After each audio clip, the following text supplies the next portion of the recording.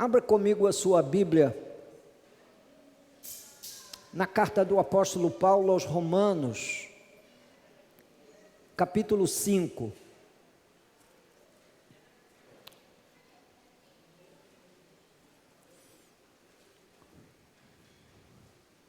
A justificação pela fé é um tema recorrente na carta do apóstolo Paulo aos Romanos. Desde o capítulo 1, versículo 16, o apóstolo Paulo vem falando lentamente, em doses homeopáticas, através dos primeiros capítulos da carta aos Romanos. Mas no capítulo 5, ele dedica um tempo maior para elaborar o tema. O tema é de fundamentalíssima importância. Todos os grandes movimentos de avivamento que nós conseguimos ter registro histórico, consta que, entre diversos assuntos que foram ventilados durante o avivamento, houve digamos que uma dose exagerada de atenção a esse tema, justificação pela fé. Justificação é uma palavra do métier jurídico. Na verdade, é um termo forense. Não significa inocentar o culpado. Significa que alguém pagou por ele a culpa, mas a culpa foi e a sentença foi plenamente paga, completamente paga, totalmente paga. E o apóstolo Paulo vai fazer a defesa que a fé de que Jesus pagou por cada um dos nossos crimes pessoais na cruz do Calvário é um elemento doutrinário para o qual todo crente deveria ter o seu coração despertado. Ele começa dizendo: justificados, pois, mediante a fé, temos paz com Deus, por meio de nosso Senhor Jesus Cristo. Bem, nós sabemos que nós não somos justificados por conta da nossa vida muito bem vivida, do nosso currículo de boas obras. Não, nós somos justificados pela fé. Nós precisamos crer na morte substitutiva de Cristo na cruz do Calvário por cada um de nós, entendendo que aquela sentença foi uma sentença lançada sobre um inocente para que o culpado pudesse se safar do juízo eterno. Portanto, ou você se identifica com Jesus Cristo na cruz do Calvário, ou terá que pagar pela pena dos seus pecados no fogo eterno do inferno. Portanto, ou o pecador recebe Jesus Cristo e é por ele justificado pela fé, ou parte dessa vida não tendo essa certeza no coração e vai, com certeza, encarar a penalidade do inferno, do sofrimento eterno de sua alma, conforme a Bíblia Sagrada diz. Diz que não é mediante qualquer tipo de rito que você é justificado. Não existe uma dancinha especial. Não existe um rito religioso que possa lhe dar o direito de entender que você é um pecador justificado, que você teve a sua culpa levada sobre Jesus Cristo na cruz do Calvário. Isso é um ato de fé. Diz que nesse ato de fé, imediatamente ele mexe com a manivela da paz. Diz que nós, mediante a fé em Jesus Cristo, temos paz com Deus, Primeiramente, porque realmente a nossa condição de pecador perturbou o nosso relacionamento com Deus. Fomos separados da comunhão do Todo-Poderoso em virtude da nossa condição de pecadores caídos. Mas, morrendo Jesus Cristo na cruz do Calvário em meu lugar, em seu lugar, em nosso lugar, Ele restaurou imediatamente a minha paz com Deus. Hoje eu posso chegar diante de Deus, eu posso me relacionar com Deus, eu posso falar com Deus, eu posso entrar e posso sair da presença de Deus tantas vezes quanto desejar, porque a paz com Deus foi conquistada. Você entende que isso é uma graça da parte de Deus e não algo que nós desfrutamos por merecimento? Que isso é uma realidade de fé e não propriamente dito algo que pudesse ser de alguma forma acreditado a alguma coisa que nós tenhamos feito, algum ato de justiça própria nosso? Pois é, Paulo está dizendo que a fé é um instrumento justificador. Ao longo do capítulo nós vamos ver que não somente a fé nos justifica, mas somos também justificados pelo sangue inocente de Jesus que foi derramado na cruz em nosso lugar. Diz o verso 2: por intermédio de quem obtivemos igualmente acesso.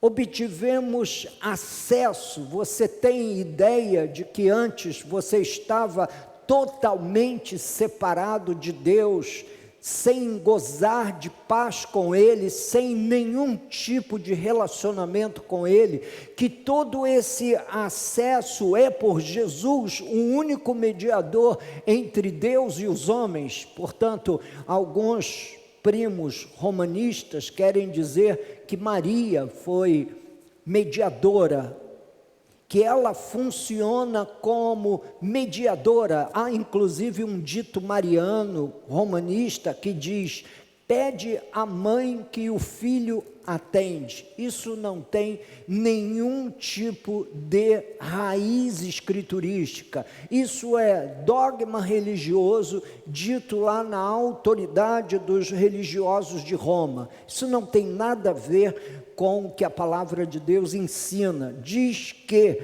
nós obtivemos acesso ao Pai por Jesus Cristo, por intermédio de quem obtivemos igualmente acesso pela fé a esta graça na qual estamos firmes e gloriamo-nos na esperança da glória de Deus. É que essa fé salienta em nosso coração a esperança de uma vida eterna com Deus, de uma vida eterna no gozo perene do Altíssimo.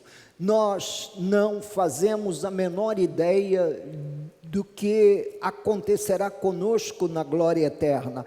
Nós não fazemos a menor ideia das graças que nos esperam diante do trono de Deus. Eu não faço a menor ideia. Paulo chega a dizer que nem olhos viram, nem ouvidos ouviram, nem jamais penetrou em coração humano o que Deus tem preparado para aqueles que o amam. Pois é, ele está dizendo aqui aos romanos que ele se gloria dessa glória eterna.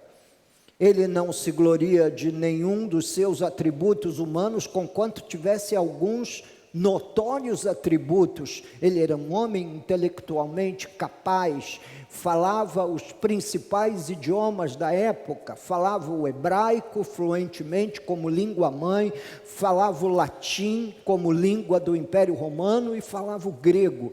O apóstolo Paulo era um homem altamente versátil e um intelectual da fé. Conquanto fosse tudo isso, ele não se gloriava em nenhum dos seus atributos pessoais. Ele se gloriava no fato de que um dia alcançará um estado de glória em Cristo Jesus. Tudo começa no ato da justificação pela fé. Depois é como o hino que nós cantamos: justificado eu fui, santificado eu sou, glorificado serei através de Cristo. Então você passa por essa estação da justificação, tendo compreensão que Jesus paga a conta no seu lugar. Não é que ninguém está pagando a conta aqui pela sua salvação. Não é que ninguém está pagando a conta pelos seus pecados cometidos diante de Deus. Alguém pagou, e quem pagou aqui foi Jesus. Jesus pagou o preço da sua justificação. Com isso você foi perdoado, você recebeu um indulto da graça. Você lembra, no governo passado e também nos governos anteriores, alguns indultos governamentais foram dados pelo governo brasileiro. Só o presidente da República pode dar um indulto, que é exatamente ver que o homem está culpado, mas oferecer uma graça especial e libertá-lo do peso daquela sentença. Ele tem esse atributo constitucional sobre si. Então, a presidente Dilma, quando estava em exercício, fez uso desse atributo. O presidente Temer fez uso desse atributo, e o presidente Jair Bolsonaro também fez uso desse poder constitucional, indultando, no caso, a história mais próxima a nós, indultando o Daniel Silveira dos crimes que ele cometeu, crime de opinião, mas não vamos falar sobre isso. Eu só estou querendo fazer o link para vocês entenderem o que é justificação. Não é que o sujeito passa a ser inocente, não é que Deus olha hoje para mim e me vê um homem inocente. Não, eu não sou inocente, eu sou culpado de todos os crimes e de todos os pecados que eu já cometi diante de Deus. Eu cometi pecado, a culpa, a minha máxima culpa, a culpa é minha. Só que Jesus, sabendo que eu não teria como pagar essa sentença, ele paga em meu lugar. Ele se faz homem para morrer na cruz do Calvário em meu lugar. E por isso, quem crer, quem puser fé nesse ato de morte substitutiva de Cristo na cruz do Calvário em favor do pecador, esse tal é salvo. Ele é justificado única e exclusivamente por conta da fé. Não há nenhum rito que possa colocar você com os dois pés no reino de Deus. Não há nenhum rito que tire você do império das trevas e te transfira para o reino do Filho do seu amor. Isso é uma obra divina, do início ao fim, desde o seu nascimento até a conclusão. A Bíblia nos diz que isso acontecendo em nossas vidas, nos aguarda a glória eterna um dia ao lado do nosso Deus, cujo acesso nós perdemos no ato da queda, mas agora nós tivemos esse acesso restaurado, e Cristo Jesus é o único mediador entre Deus e os homens, é o único que pode fazer a mediação entre o pecador e um Deus todo-poderoso. Nós não podemos ter qualquer relacionamento com esse Deus santo, santo, santo, 1 milhão de vezes santo, na força da nossa religiosidade. Nós precisamos nos apresentar diante de Deus, tendo sobre nós as marcas do sacrifício de Jesus, a lavagem do sangue, e assim certamente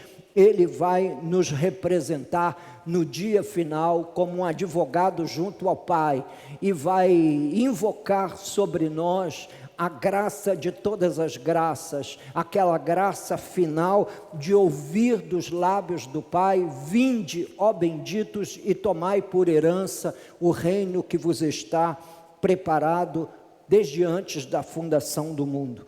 E não somente isto, diz o apóstolo Paulo, versículo 3, mas também nos gloriamos nas próprias tribulações. A gente entende gloriar-se na glória eterna, mas gloriar-se nas tribulações. Irmãos, porque as tribulações produzem perseverança, a perseverança, experiência, e a experiência, esperança. É porque tudo isso acontece sobre a vida do crente, acusado de males que não fez, odiado por conta da fé em Jesus, tendo um olhar preconceituoso de toda uma sociedade, simplesmente porque se identifica com Jesus e abraçou o Evangelho como a cosmovisão magna da sua vida. Então, simplesmente por isso, nós passamos às vezes por tribulações. Outras são tribulações que vão acontecendo na nossa vida, porque vivemos num mundo caído, vivemos e convivemos, nós todos vivemos e convivemos num mundo caído, e por conta disso temos diferentes tribulações das mais variadas. O que ele vai dizer no verso 3 é que a tribulação produz o quê? O que está aí dizendo aí? Que a tribulação produz perseverança, porque nós miramos a glória eterna. Sabemos que essa glória eterna não tem nada a ver com esse mundo e essa vida. Há uma nova vida à espera de se manifestar quando nós fecharmos os olhos para essa vida temporal, para essa vida carnal, para essa vida natural. Há uma outra vida nos aguardando nas mansões celestiais. Diz que a perseverança produz experiência. É que na perseverança da fé nós vamos acumulando diferentes experiências ao longo da vida, e essa experiência produz esperança. É essa experiência que vai me dando a cada dia mais esperança de um dia viver para sempre com Cristo. Ora, versículo 5, nós vamos versículo por versículo, e eu vou explicando versículo por versículo e aplicando versículo por versículo para que você entenda bem todo esse conjunto doutrinário da justificação pela fé. A esperança não confunde, porque o amor de Deus é derramado em nosso coração pelo Espírito Santo que nos foi outorgado. O apóstolo Paulo fala de um verdadeiro sinal da conversão, é ter o coração invadido por esse amor. Isso não acontece, meus queridos irmãos, volto eu a dizer, pela força de qualquer rito, pela força de qualquer tipo de comportamento religioso. Isso acontece quando nós recebemos a Jesus como nosso Senhor e Salvador. Imediatamente, a Bíblia diz que o Espírito Santo nos é outorgado e o seu amor é derramado em nosso coração. Um dos maiores sinais de conversão que existe é uma pessoa poder amar a outra segundo Jesus, segundo o amor de Cristo, até que ela consiga olhar para o seu irmão e verdadeiramente amá-lo, com todas as suas possíveis falhas, defeitos e, com certeza, digressões aí da vida adâmica, não é? Até que isso aconteça, ele não pode ser considerado um salvo. Um verdadeiramente salvo, que recebeu o Espírito Santo, foi inundado por esse amor de Deus. Você pode crer nisso, que você, quando recebeu Jesus como seu Senhor e Salvador, o seu coração foi cheio do amor de Deus. Pois é, irmãos, eu vivi por um tempo como pastor numa sociedade que fazia diferenciação de raça. Eu vivi na África do Sul e fui pastor em plena lei do apartheid. E estava lá, sendo pastor, pregando o amor de Deus e vendo o amor sendo, muitas das vezes, colocado em xeque por corações de pessoas que olhavam para um outro irmão de uma cor diferente e era, por vezes, o seu cristianismo era colocado em xeque. Eu me lembro de uma manhã, estava na porta da congregação, recebendo o povo de Deus chegando, chegava cedo na igreja, abria a igreja, ficava ali na portaria, recebendo o povo de Deus, e quando eu vejo caminhando na minha direção um casal, Henrique Citói e esposa, e eles chegam para mim e me cumprimentam em português, bom dia, era um casal de moçambicanos, e eu disse, bom dia, pastor, sou eu pastor? Eu falei, sou. Nós podemos entrar na igreja? Eu digo, não somente podem, como devem, por favor, deixe-me conduzi-los até o banco. E introduzi o casal que naquela manhã recebeu a Cristo como seu Senhor e Salvador e se tornou um missionário na sua própria terra, voltando para sua casa e estabelecendo ali umas 5 igrejas, só na região do Maputo. Portanto, um homem, eu disse para ele, mas por que você me pede licença para entrar na casa de oração? Ele diz, porque eu venho do centro da cidade a pé com a minha patroa, com a minha senhora, com a minha esposa, tentando entrar em todas as igrejas que estavam de portas abertas e todas elas não permitiram a nossa entrada. É triste, não é, irmãos? É muito triste que isso aconteça. Portanto, eles nunca leram o capítulo 5 de Romanos, quando diz que o Espírito Santo derramou amor em nosso coração, e esse amor é derramado pelo próprio Espírito. É uma obra do Espírito Santo. Ninguém ama por força da cultura, ninguém ama porque é do bem. Escuta só, ninguém ama porque é do bem.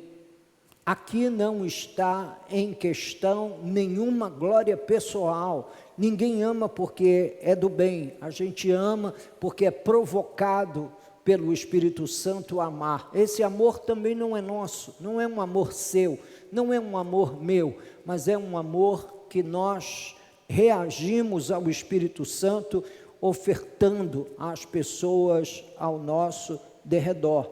Verso 6, porque Cristo, quando nós ainda éramos fracos, morreu a seu tempo, por quem?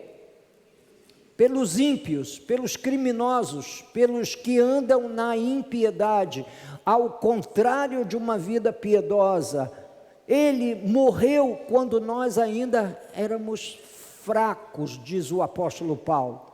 Morreu a seu tempo pelos ímpios. Dificilmente alguém morreria por um justo, pois poderá ser que pelo bom alguém se anime a morrer. Ninguém tem força para morrer por um justo, mas se alguém vai morrer em lugar de outrem, esse que vai morrer se anima ao observar no outro um certo comportamento justo. Está falando o apóstolo Paulo, argumentando aqui no entorno da pessoa, da morte de Jesus e do seu ato sacrificial na cruz. Mas Deus prova o seu próprio amor para conosco, pelo fato de ter Cristo morrido por nós, sendo nós ainda pecadores. Você, portanto, Jesus não morreu por você porque você era uma pessoa do bem.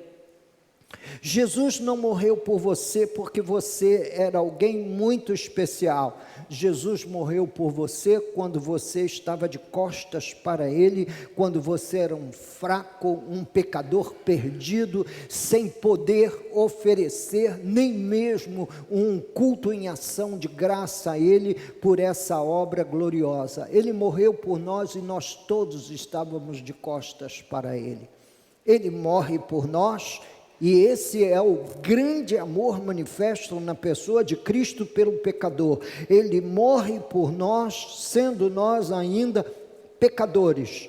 Logo, muito mais agora, sendo justificados pelo seu sangue. Eu dizia aos irmãos no início dessa prática que a fé é um elemento justificador do crente, e agora ele vai adicionar à fé o sangue precioso de Jesus Cristo, o sangue do perfeito sacrifício feito por todos os pecadores, por todos os ímpios, por todos aqueles que estavam num estado de inimizade contra Deus. Logo, muito mais agora, sendo justificados pelo sangue, seremos por ele salvos da ira.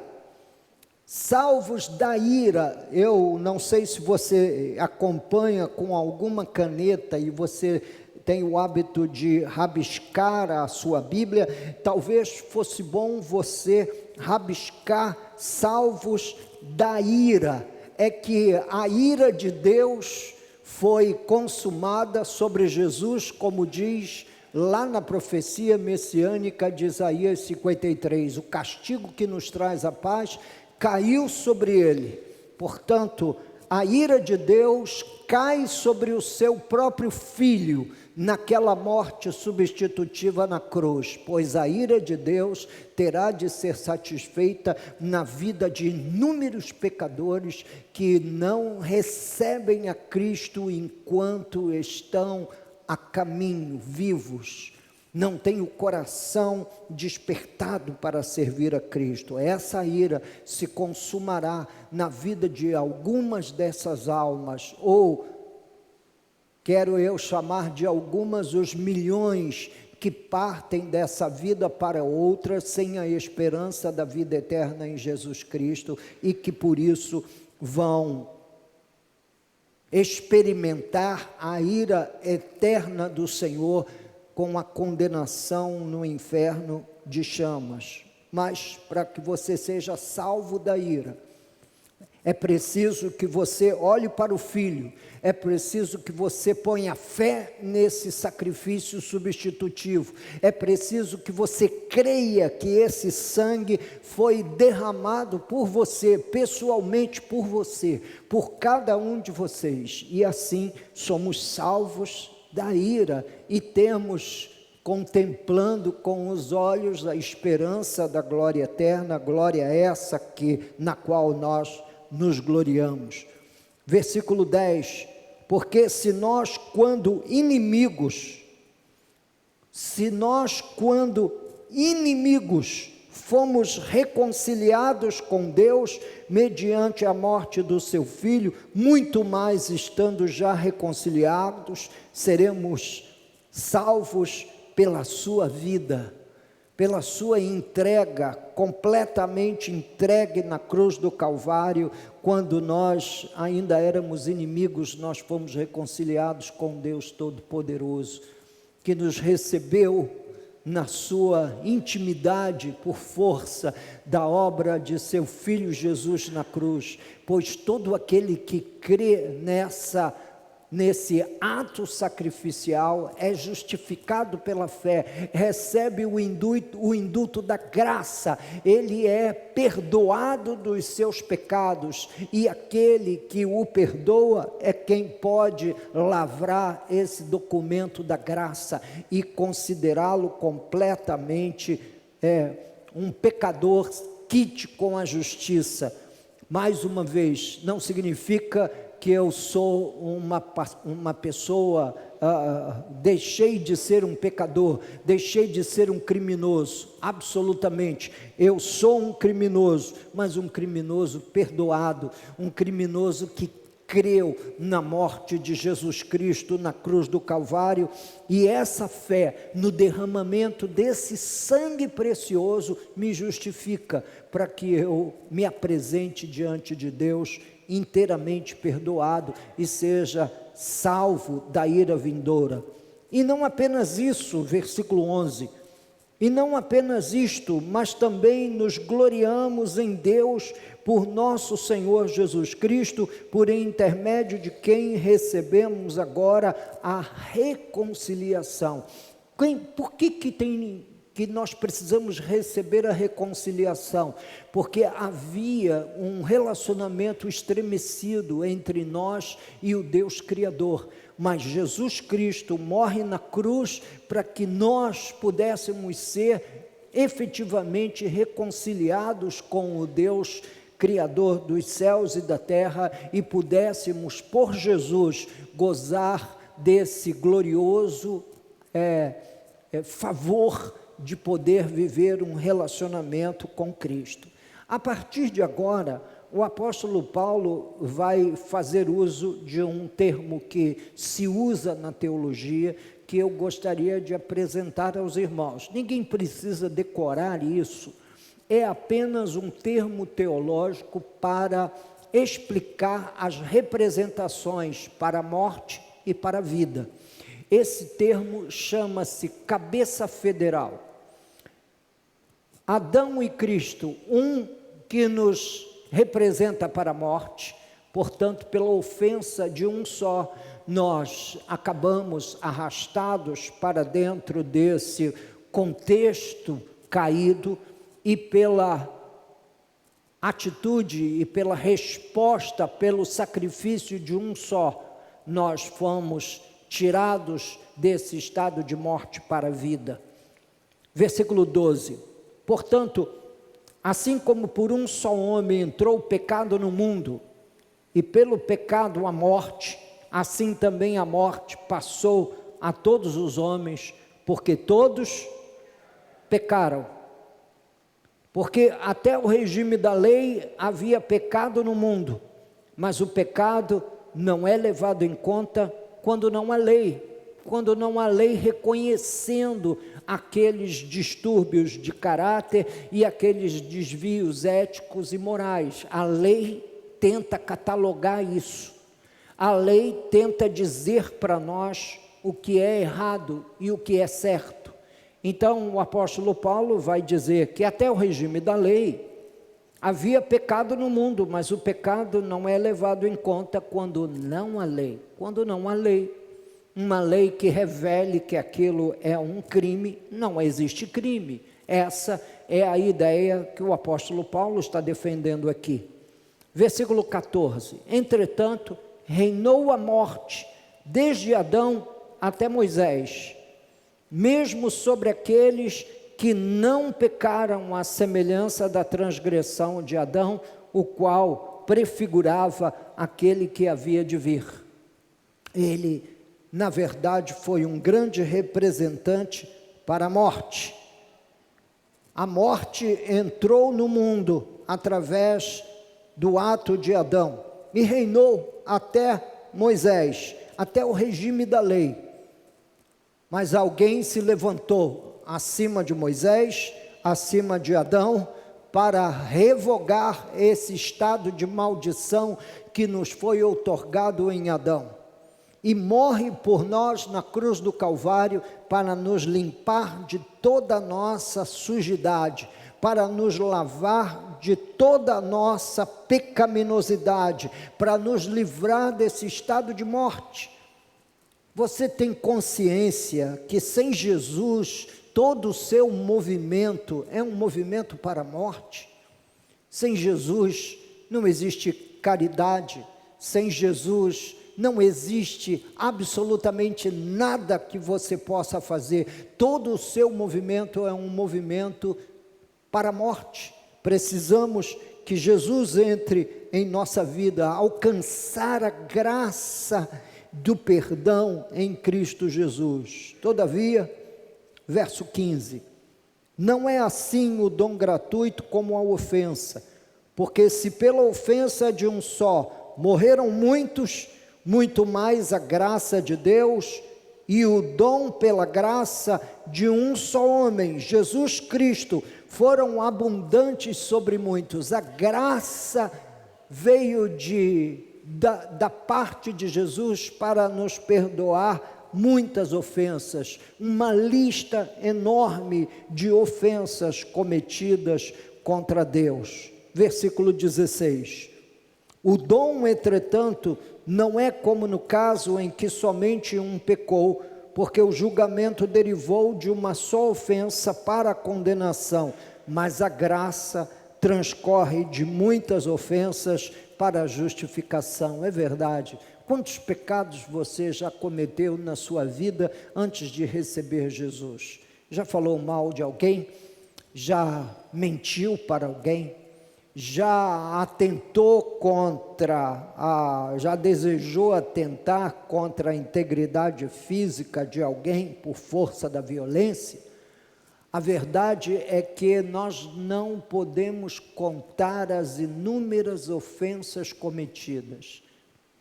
Para a morte, diz o apóstolo Paulo, nós estamos todos alinhados com Adão por causa da ofensa que ele fez. Mas para o perdão e para a vida, partem de muitas das ofensas que nós já fizemos a Deus e que em Cristo Jesus fomos perdoados, somos justificados. Ele vai falar sobre isso no final do verso 16, diz, o dom, entretanto, não é como no caso em que somente um pecou, porque o julgamento derivou de uma só ofensa para a condenação, mas a graça transcorre de muitas ofensas para a justificação. Nossa ficha criminal era longa. Nossa ficha criminal, a nossa capivara, meus irmãos, dava a volta no mundo.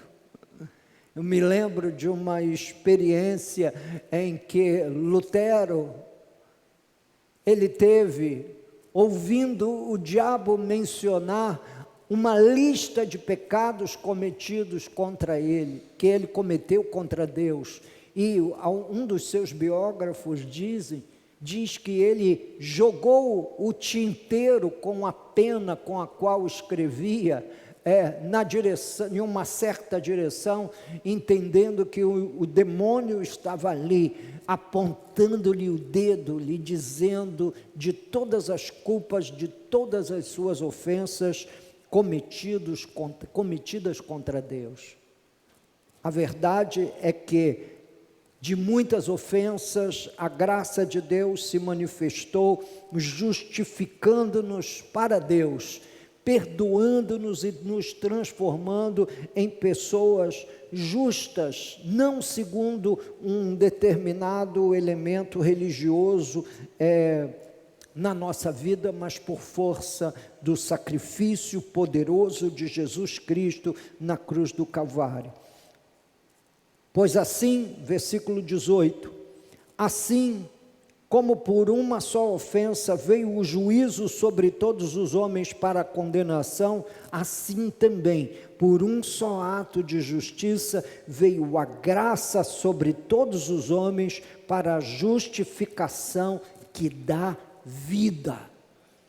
Nós precisamos, noite e dia, amanhecermos e anoitecer, dizendo obrigado por tão grande salvação, Senhor. Obrigado por ter tido o ímpeto de vir em minha direção me resgatar.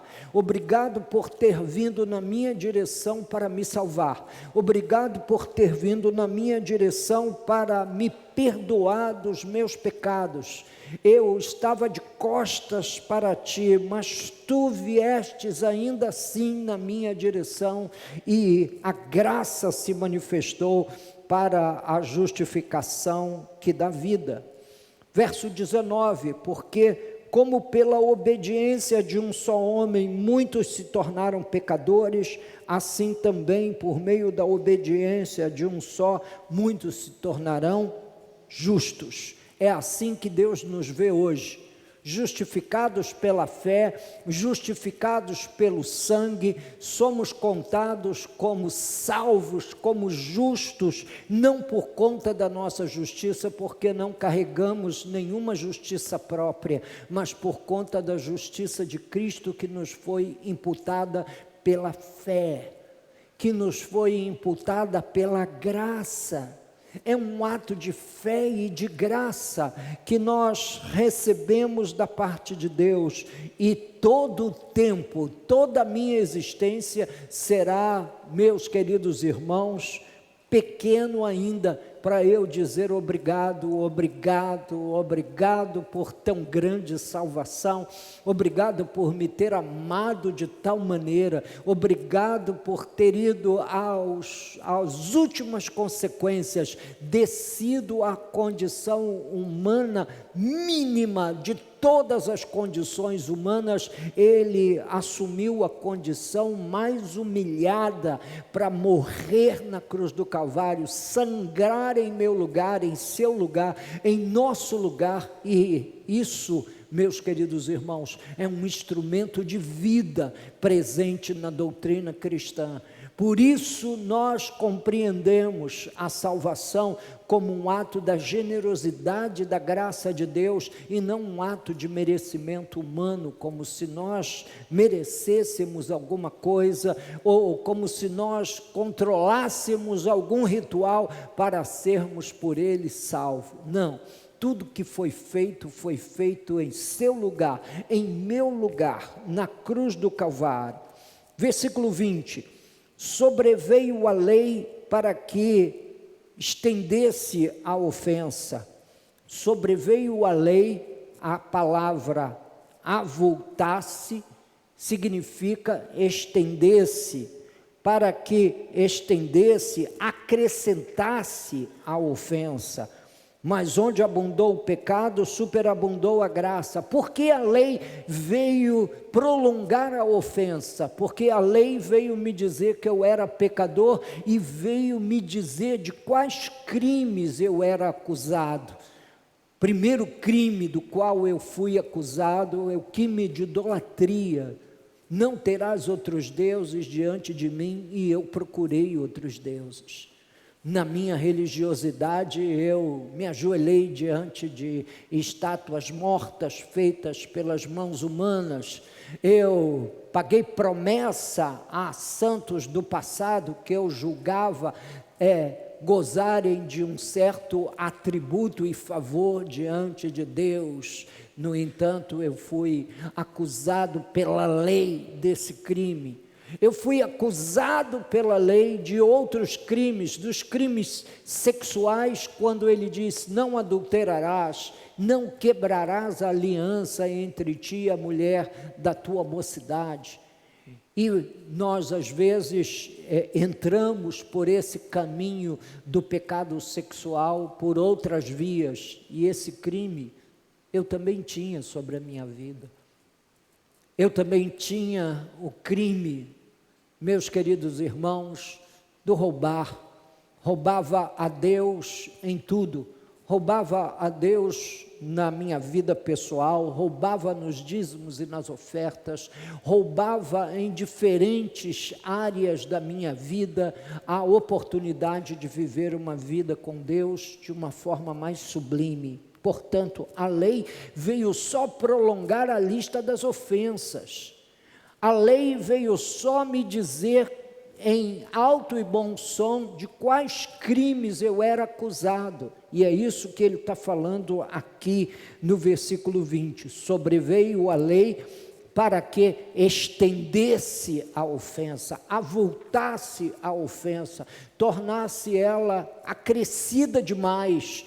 Porque quando eu ia lendo a lei, eu ia tomando consciência dos crimes cometidos contra a divindade. Mas tem mais aqui, e o mais é maravilhoso, irmãos. Mas